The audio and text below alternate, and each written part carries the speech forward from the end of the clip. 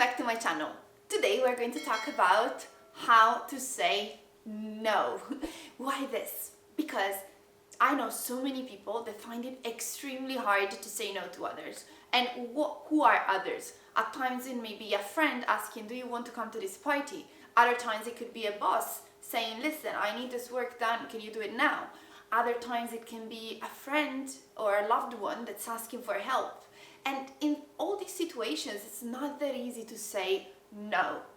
And it's important to understand why that happens, but also how to get out of it so that our choices are really our choices and it's not just a random yes said because someone asked something.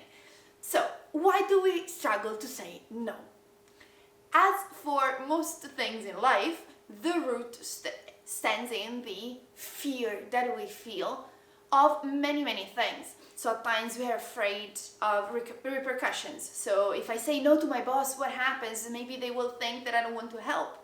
Other times it will be fear of what my friend will think. If I say no to my friend, then they will think that I don't want to help. I don't care about them. Or maybe when someone proposes something to me, if I say no, maybe my fear could be they will never propose again, so I will not have an opportunity again. If they invited me for a party and I say no, will they invite me next time? What will they think about me? So there's a lot of movies that we play in our head as to what will happen if we say no. And we can actually categorize them in two kinds of fears mostly. The first one is fear of the external consequences, repercussions, what will happen next, what others will think about us, so external consequences. The second one is internal consequences. What do I mean? If I don't help you when you ask me to help, what will I think about myself? Maybe I always thought that I was a nice person, but if I don't help you, am I really a nice person? Maybe I've always thought I was hardworking, but if my boss asks me to do something and I say no, am I really hardworking as I thought? So external and internal consequences both are very important because they both affect the way we respond to a request. Now, the key point here is this. It's not a matter of learning how to say no, but it's a matter to learn when to say no and when to say yes, but making sure that it is our choice. Is not just because of who asked or what was asked or when it was asked. It's just because we choose whether to say yes or no, and we need to be able to do both. So now we're going to see when to say yes, when to say no, according to what you think is best in that moment. Now, there are two kinds of requests. On one side we have propositions. So, do you want to come over? Do you want to come to this party? Do you want to do this business with me? Do you want to come to that event with me? So that's propositions. The other kind of thing is help. So it could be helping your mom that needs something, or helping your boss that needs something, helping a colleague that needs something. So someone needs something from you and you choose whether to help or not. Let's start with propositions. Propositions are pretty easy to deal with. Why? Because all you need to do is to realize that having FOMO in this case doesn't make sense. This fear of missing out, this, oh my God, if I say no, what will happen? Will they ask it again? Will they propose something to me again? Will someone get an opportunity that I'm not getting now? All of this blurs your judgment. You can simply ask yourself, if I knew that this person would still ask me if I want to do something with them. So if I knew that this person would still propose something to me in the future, also if I say no now, what would I answer? Because very often we say yes just because we are afraid that that person will not think about us anymore in the future. No. If right now you don't have the time, you don't have the energy, you don't have the resources, you have something that you've already planned, it doesn't make sense to say yes. So just ask yourself, okay, if I knew that this person would still propose something in the future, even if I say no now, would I still feel compelled to say yes, or would I just say no? When instead we need to understand when to say no when we are asked for help, then it's a different thing. And we need to understand that very often we get confused. We have this thing that we need to help. If we are a good person, we must help whoever needs it, whoever wants it, whoever is asking. Now, yes, we want to be nice people. Yes, we want to help, but that's the reason why we need to make sure that our help has 3 characteristics. It's called AIM help. AIM. Now, what are these 3 letters? It's an acronym that stands for the 3 characteristics that help should have to be actual help. Okay, so if it doesn't have these 3 characteristics, just say no, and we're going to see how. Okay, so first of all, A stands for appropriate. What does it mean? It means that if you ask me to help you to do something that I'm not qualified for, that I have no clue how to do, that's not my field, I'm not the best person to help you. So one thing is, you ask me to paint the wall and it's not my best quality, but I tell you, listen, I'm not a great painter, but I can help you. And then you say, yeah, it's just to have fun. That's one thing. But in most cases, people ask you for help thinking that you are the best person for that. If you're asking me to help you about your couple relationship, and I know that I'm terrible at couple relationships, it's really not my thing. Every time I destroy everything I have, I'm not going to say yes. It seems obvious, but a lot of people help also when their help is not appropriate, so they are not the best person to do it. Second characteristic, immediate. I. What does it mean? It means that in the moment in which you ask me for help, I need to be able to help you now or by the date that you need.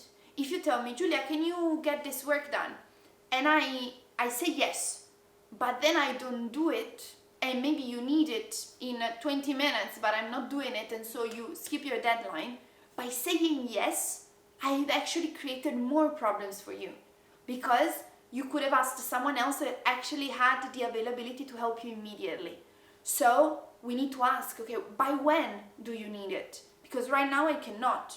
But if I tell you I'll help you, I'm going to help you by the time that you gave me. Otherwise, it's going to create even more problems. I'm not being a nice person if that's our goal. Third letter, M. M means momentary. What does it mean? It means that in the moment in which I help you with this thing. I don't help you day after day after day about every single possible situation in your life. Why? Because otherwise I'm becoming your guru. I'm not helping you. There's a big difference. The purpose of helping is either to do something that's just restricted to that specific situation, or to teach someone how to be able to help themselves. If I give you fish, but I never teach you how to fish, you're going to become addicted to me. That's not helping. That's enslaving someone. Okay, so it's a strong word, I know, but it's to let you understand that at times we do it with all the best intentions, but we are just creating more problems because we are not teaching the person how to be autonomous, independent. So of course there are certain professions in which people come to you for help, and that's fine, but it's important to understand that whenever possible we need to teach people how to become independent, how to be able to help themselves, so that our help can be momentary. So whenever someone asks you to help them, ask yourself, okay, is it appropriate? Is it immediate? Is it momentary? If even one of these characteristics is not there, just say no. Because otherwise you are not helping, you're just being arrogant, you're just being selfish. Once you understand whether you want to say yes or no according to what we discussed, another big thing comes up, which is, okay, now I know that I want to say no. How do I say that without being rude, without being mean, and so on? So what I want to give you is a 3-step process that you can apply in order to say no in a proper way. Now remember, it's not that you always need to say no. The same way in which you don't always need to say yes, okay? It just depends on what you can actually do in that moment. If you can or cannot, feeling free to just answer whatever you feel best in that moment for that situation. The first step is to show that you are sorry. Now, not sorry because you did anything bad, but sorry because you would have wanted to help. And that's usually pretty simple, because if you like helping, so if we're watching this video, you're probably one that usually likes helping, so it's not going to be hard. But it's important for the other person to receive your message, also just wrapped in a way that lets them understand that you're sorry about not being able to help. Because if you say, can you help me with this thing? And you answer, no, I can't. Okay, I understand why it can be hard to digest, okay? But if you just say, unfortunately, I can't. Now, there are another 2 steps, but let's focus on the first part, okay? So saying that you're sorry, so unfortunately, I would have loved to. It's really a bad day, I'm so sorry. So all this part of your message helps the other person to understand that if you could, you would have. If you were the best person for the job, you would have. If you had the time, you would have. So that's step 1. Step 2, explain why. Now, this is very delicate. Explaining why is not like justifying yourself, because no one likes justifications, okay? But it is explaining in more or less details according to your relationship with the person, according to what is needed, why you cannot. For example, unfortunately, first step, I'm already full of commitments today. Or I would have loved to, but I'm not the best person for you. In this case, because I'm terrible with couple relationship. Or I wish I could have helped, but I have a huge deadline for tomorrow. So explaining why, not every single detail, but just why you're sorry, so that I see that it's not just, oh, I'm so sorry, ciao ciao, but it's, oh, I'm sorry, there's a reason why I cannot help you, okay? Third step that helps a lot, and that a lot of people don't do, is just suggest an inclusive solution. Let's make it practical. See how you feel when I tell you, I'm sorry, I have already a lot of commitments today. Or, I'm sorry, I have a lot of commitments today, can we do it tomorrow? It's a completely different perception, because maybe tomorrow we can't because it's too late for you, but you know that I'm trying to find a solution. Maybe at times it could be, can we do tomorrow? Other times you know that tomorrow is not available, you say, can I ask someone else to help you? Or may I suggest you do that thing? Or can I just help with one part? Or if it is your boss, at times it happens, no? Your boss says, listen, I need this thing, and you already have a lot of other things for the same boss that you need to do. So in that case you can say, oh, I'm sorry, I have that other project that I need to finish. Which one do you want me to give priority to? It's a different thing. But why? Because if you just say yes and then you are not able to do it, it's much worse than mastering your time, your space, knowing where you are, knowing what you are able to do without arrogance. Just knowing that some things you can, some things you can't. And ask, what is best for you? I am here to help you, so let me know how.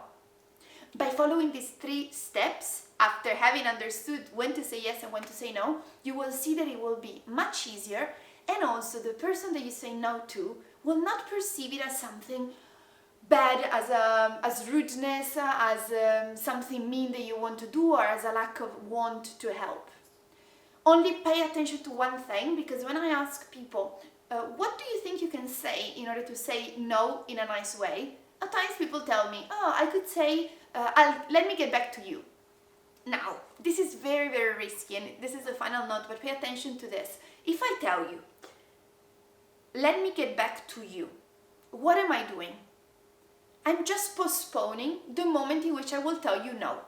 So you can say, let me get back to you, if you are not sure whether it is a yes or a no yet. But if you know that it is a no, don't postpone the moment, because you will keep a cycle open. You will keep the hopes up of the other person, and you will not be able, anyway you will say no later. So you're just postponing the moment in which that moment will come. So beware, and don't say, let me get back to you. And as I mentioned in another video, leaving open cycles is one of the things that drains your energy the most. So anytime we can avoid it, the better. So remember, the 3 steps to say no are saying that you're sorry in a good way, explaining why without justifying, and proposing an inclusive solution. Apply it and think, okay, who is the person I always say yes to? How can I implement this week in order to change this habit of mine? Let me know how it goes in the comments. Thank you for watching. If you have other soft skills that you would like to improve on besides assertiveness, here you can find a couple of videos that you can watch. Make sure to subscribe to my channel and to activate notifications, and I will see you in the next video.